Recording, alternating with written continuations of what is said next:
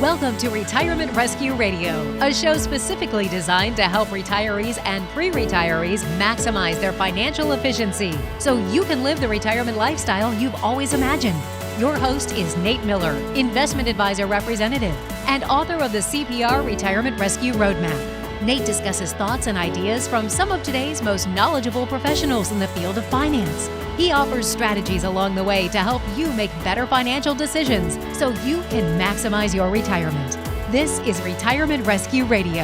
Well, hey everybody, Nate Miller here, host of Retirement Rescue Radio. And today we're going to have a little fun topic. We're going to talk about travel.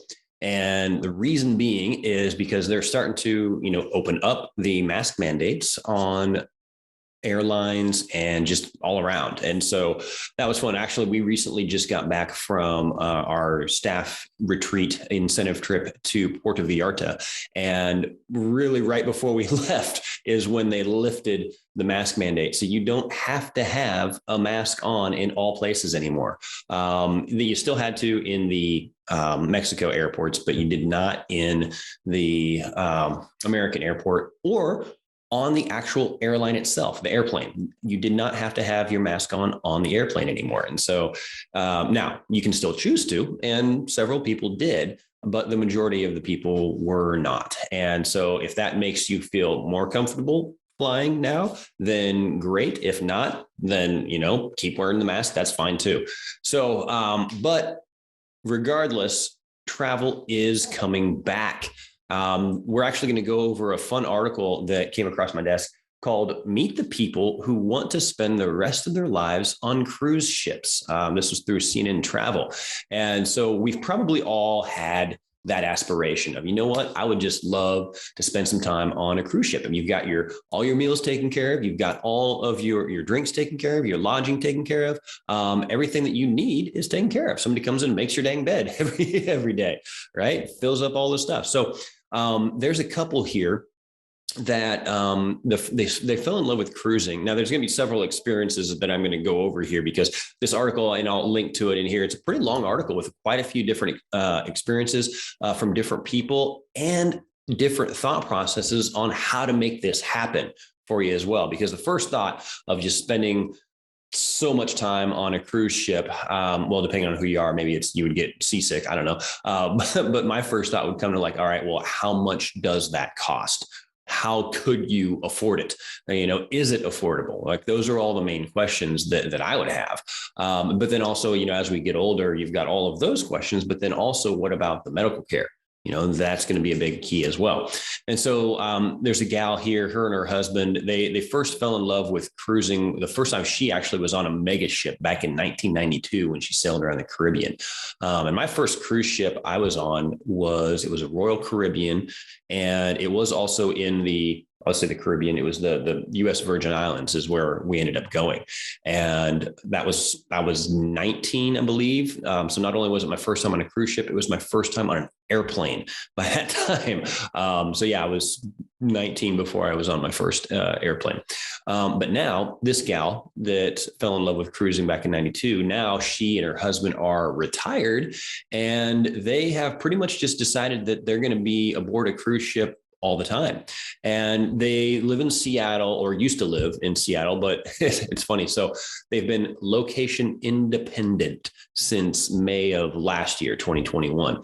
And how they ended up doing this was they did the math. So they ended up figuring out, all right, how much money can we afford every single day in order to be able to do this? What is our retirement budget? And they didn't just do it monthly, they did it daily. And so they came to a number of about $100 a day or less for the two of them to cover their living expenses. And they even put in a buffer of about $135 a day if needed. So they can go from $100 to $135 a day and still be okay.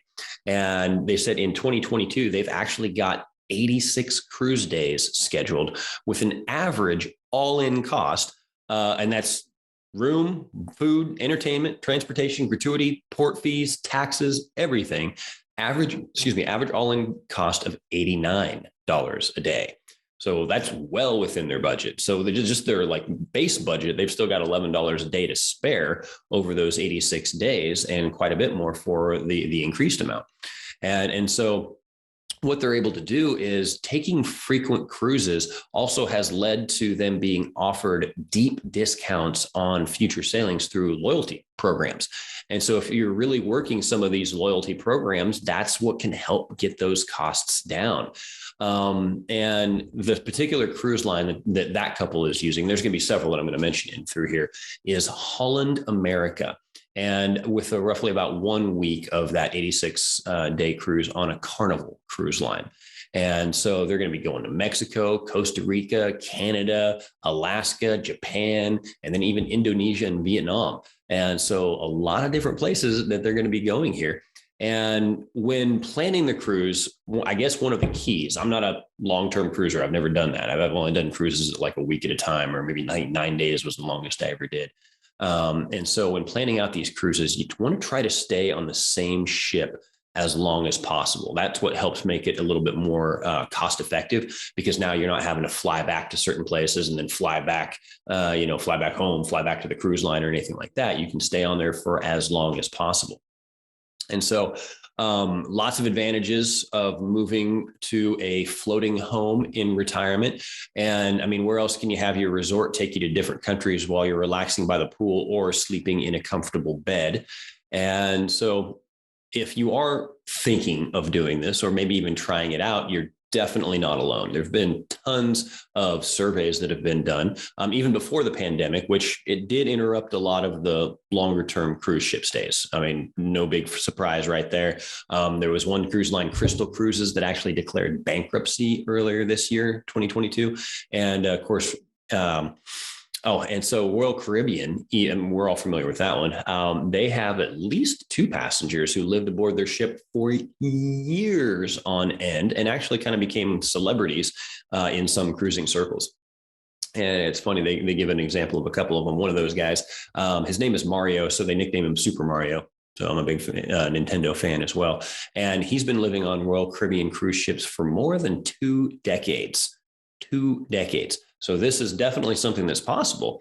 And what they say is you get a sense of home, because a lot of the staff start treating you as family.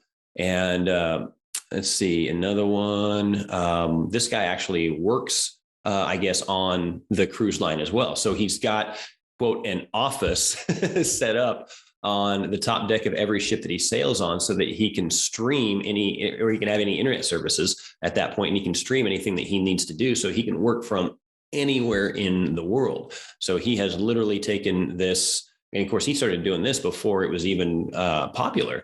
You know, a lot of us now, since the pandemic have happened, realize that there is a lot more that we can do from home through these different streaming services, whether they're Zoom or Voom or, WebEx, GoToMeeting, whatever it is. And this guy started doing it before it was cool. And by doing that, is able to work anywhere in the world. And so he's even able to earn an income while he's doing this. And so there's going to be a couple other examples of how to do that as well, if you want to be able to figure out, how do I afford to do this, even if it's not as inexpensive as the $89 a day. Because let's just do a little quick math on that. If it's $100 a day times 365 days a year, that's $36,500 a year for 2 people for everything, room, board, eating, everything, right? $36,500 a year. That's pretty dang inexpensive. Let's use the 135 times 365 if we're able to do that. That's not even 50 grand, 49,275, not even 50 grand a year to do that. And now you're saying, well, I've got all these other expenses, like, I still have my home, all that kind of stuff. And I'm not really comfortable being location independent, right? So there's a few other things that they're going to talk about here that we can do. So there's another famous long-term cruiser, Mama Lee Wackstetter. I think I butchered that last name right there. But she spent years aboard a particular cruise liner called Crystal Serenity. And she's even written a memoir. It was called I May Be Homeless, But You Should See My Yacht. That sounds like a fun read, because it says it details a lot of her cruising shenanigans, including a rogue wave in the Mediterranean and a time that she was kidnapped by a tuk-tuk driver in Thailand. So it sounds like she's got some stories. Alluding back to a couple of those surveys that I talked about earlier, in March of 2017, there was a cruising website, Cruise Critic, and it asked the question, would you retire at sea? On a poll on its website, and it said 59% of the respondents said they would love to retire at sea or at least try it for a couple of years. And then another 27% of the respondents answered maybe if the price was right. And so I would say that the biggest maybe thing that would be keeping people from doing this would be the cost. I mean, that's over a quarter of them right there that said they would if the price was right, and 59 said they would love to, or at least try it. So it's definitely something that's aspirational, I would say. And let's see here. What's some other things here? There's definitely the convenience factor. You get to see the world from your home where you have all your meals taken care of, great service, laundry on board, right? So it's great. You can live the resort lifestyle 24/7 pretty much. And then the potential cost benefit. So here's another one. Assisted living is not cheap, right? It costs thousands of dollars a month, depending on where you're staying. And so cruising is potentially a more cost-effective way to retire. There's a gentleman here who is 88, and he spent 10 straight months aboard something called the Seven Seas Voyager. It's a Regent Seven Seas ship. And he says that while the luxury line is not inexpensive, the average cost is comparable to what he pays in his high-end senior living community in Stuart, Florida. And so he says, if I have to move to a more comprehensive care facility in my community, the cost of living on the ship would definitely be better. All right. And so, and he'd have a variety of entertainment and lectures and restaurants and even medical care at his disposal without any additional cost. So here's the thing, though. While the cruise lines do have medical facilities on board, it's not the same as being next door to a hospital, right? There's only so much that they can handle on board. So it is important to have, evacuation insurance and some land-based options for healthcare should you need medical care while cruising. They're not going to be able to handle everything that comes at them.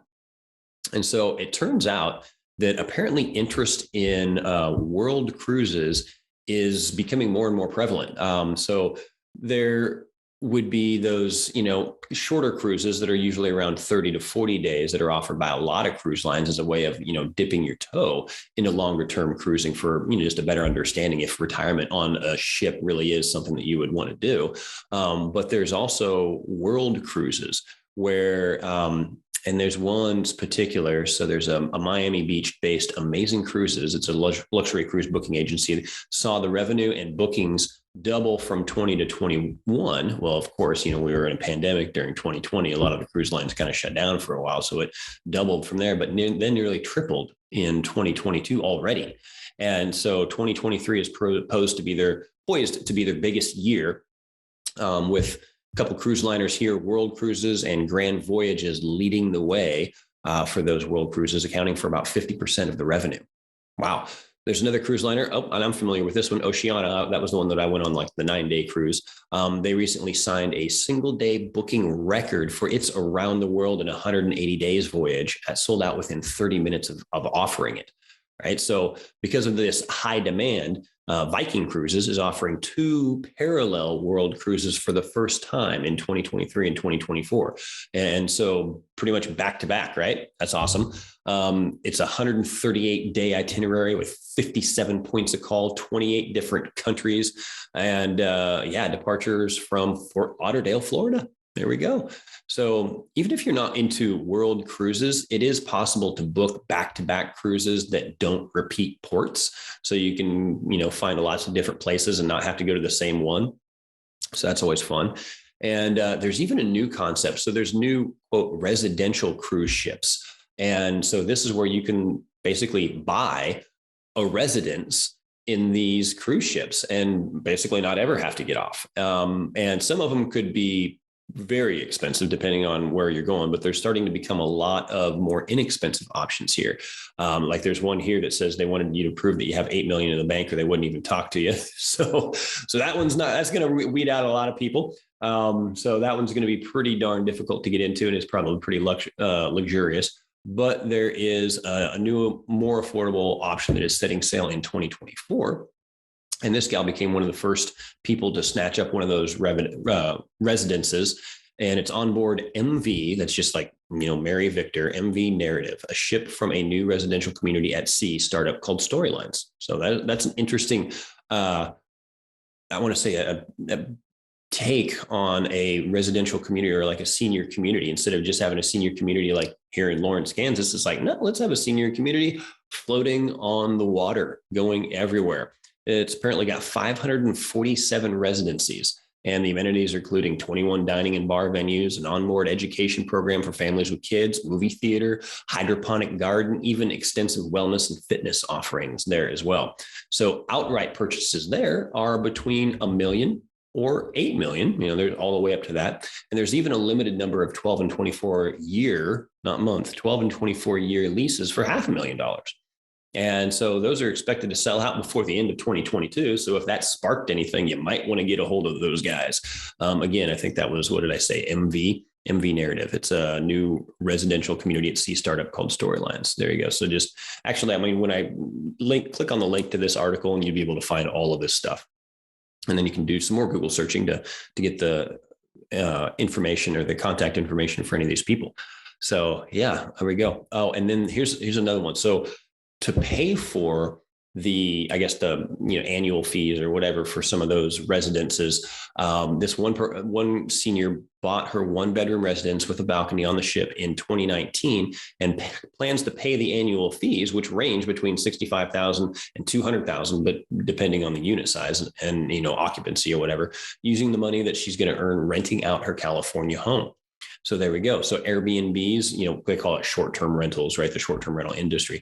Airbnbs have become more and more popular. I got a buddy of mine, another advisor buddy in Colorado, has got a couple of them, maybe a few now, Airbnbs. And so, yeah, they're able to make decent income with those. And so she's going to pay for that by renting out her home. Most likely, if she's retired, the home's already paid for. And so it's just going to be sitting there unoccupied. And so now from one of these quote offices on board the ship where she can have access to the internet, she can just run her Airbnb business right out of her ship, and boom, now she's paying for her paying for her cruise, because a lot of those Airbnbs can gross a lot of money in a year's time, especially if they're in a desirable place like, California, if it's close to the beach, or Florida or somewhere like that. Those things have really good, or somewhere in the mountains, like you got somewhere in Colorado, maybe even Tennessee, Gatlinburg. I know that's a hot destination. We've been there. And so, yeah, there's a lot you can do there, a lot of options that people have. And I love that one. That's very creative, in my opinion. I'm going to go live at sea, but I'm not going to sell my house. I'm just going to rent it out Airbnb, and I'm going to have a cleaning company come in. And every time somebody rents it out and cleans my house, so now I've got somebody else taking care of my house as we go. So I love that idea. That's a great idea. So yeah, that would be, gosh, sounds like a lot of fun. So I'm just going to, I'm going to do all my, and financial advising now from the sea. So I'm just going to go one of these back-to-back around the world things now. So I'll just see everybody later. No. So I guess bottom line here, guys, if it's something that you've wanted to look into, I think it's becoming more and more available, more and more even affordable, especially with this gig economy, like we just mentioned with the Airbnb possibilities. Even if you're not in like a high traffic area, you might still be able to get some type of income coming in from something like that. I mean, shoot, we actually rent our camper out through RV share. And I mean, we're in Kansas, so it's not like we can do that year round, but it's a good supplemental income. And actually, it was part of what helped me decide that I even wanted to buy the camper, was the fact that I could actually turn it into an income stream. That's how frugal I am. Because I'm not going to pay for this camper unless I can find some way to make money on it. That's pretty much it. So guys, if you're wanting to get back into travel, now's a great time to get into travel. Things are opening up. All of the travel restrictions are being lifted, so it's making it a lot easier. If you're still concerned about the health ramifications, though, of travel, then you're very welcome to still wear a mask. You'll be not alone. There's plenty of people that we saw that were still treating it like there was no, lift on the masks. So if that's something that you want to do, go right ahead. So I'm comfortable enough to do all that. I don't have any issue because I'm also young and pretty healthy too. But There you go. I would say that, this would definitely be something to, at least dip your toes in it. Like I said, there's plenty of them that have 1 month, 2 months, or 30 days, 40 days, something like that. So you can dip your toe into one of those longer term cruise lines and find out if, spending more time on a cruise line really is for you. So that's it, guys. I wanted to take a minute and get away from all of the, depressing news that's out there, like Russia and Ukraine and inflation and interest rates and all that kind of stuff, right? And just focus on having some fun, right? Because that's why we all got retired. We wanted to retire so we could do some fun stuff. We want to get rid of the boring jobs or what we didn't like doing, or even if we liked what we were doing, we wanted to have more time to do more things on our own. And this could be one of those things. This is a great way to enjoy some, the fruits of your labor. So that's really what I believe. It's like, we don't want to all just have a boatload of money so we can just put it in a silo and swim through it like Scrooge McDuck and the old cartoon. No, we want to do stuff with it. It's like, we want it to enhance our values. So if enjoying your life, or maybe even, giving to the kids and stuff like that is what you want to do, let's do that. Let's not just pile it up. He who has the most at the end doesn't win. It's like, we can't take it with us.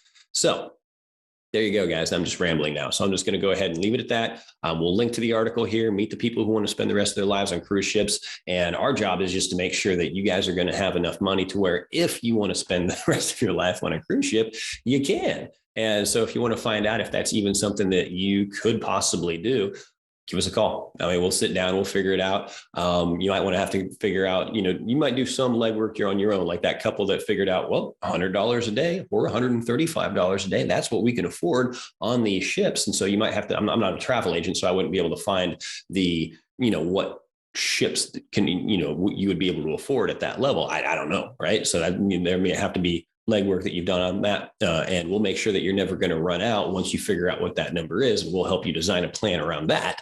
So that's really where we come in play. And so once again, we'll put our phone or a link to our calendar in the email there. So if you want to have a quick 15-minute phone call here with us, that works as well. So we can figure out whether or not you would be able to have enough to last your entire life and be able to live on a cruise liner. Sounds fun. And one stipulation, you got to send us a lot of pictures. That's it. All right, guys, take care, and we'll see you here next week with another episode of Retirement Rescue Radio.